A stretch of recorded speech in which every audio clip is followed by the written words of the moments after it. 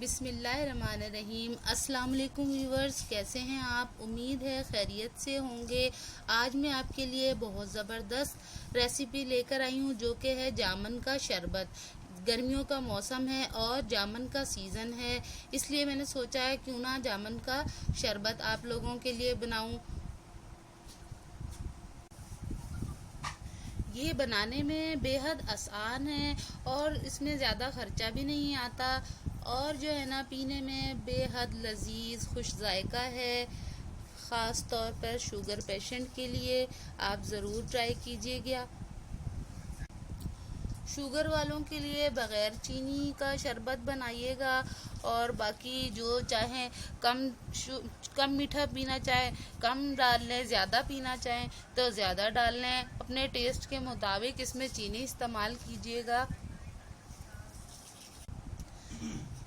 गर्मियों के मौसम में ठंडा मीठा पीने को बहुत दिल चाहता है, तो आप ये शरबत ज़रूर ट्राई कीजिएगा। आइए रेसिपी स्टार्ट करते हैं। जामुन का शरबत बनाने के लिए मैंने 1 किलो जामुन लिए हैं, 2 गिलास पानी लिया है, 1 कप मैंने चीनी ली है और 2 नींबू का रस निकाल लिया है और 1 टीस्पून मैंने काली मिर्च ली है और 1 टेबलस्पून काला नमक लिया है। आइए रेसिपी की तरफ चलते हैं। ये मैंने कढ़ाई ली, इसमें 2 गिलास पानी डालूंगी। ये 2 गिलास पानी डाल दिया। अब इसके बाद इसमें 1 किलो जामुन ऐड करूंगी, साथ ही इसके लेमन जूस। अब इसे 8 से 10 मिनट तक पकाना है और फिर इसकी गुठलियां निकाल देनी है। देखें जामुन की गुठलियां अलग हो रही हैं, ये कलर चेंज हो गया है। अब मैं इसकी गुठलियां साफ कर लूंगी और फिर आपको दिखाऊंगी।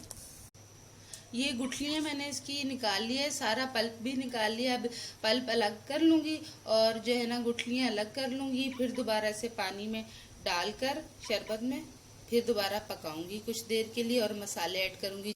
ये पल्प इसका मैंने निकाल लिया है। देखिए माशाल्लाह बहुत खूबसूरत कलर आ गया है। अब इसमें मैं शुगर ऐड करूंगी, 1 कप शुगर ऐड की और इसमें 1 टीस्पून ब्लैक पेपर और 1 टेबलस्पून इसमें मैंने ऐड किया ब्लैक सॉल्ट। इसको थोड़ी देर पकाएंगे। शरबत हमारा पक चुका है, अब मसाले वगैरह डालकर तैयार है। अब मैं इसे छान लूंगी और फिर आपको दिखाऊंगी कि किस तरह से सर्व करना है।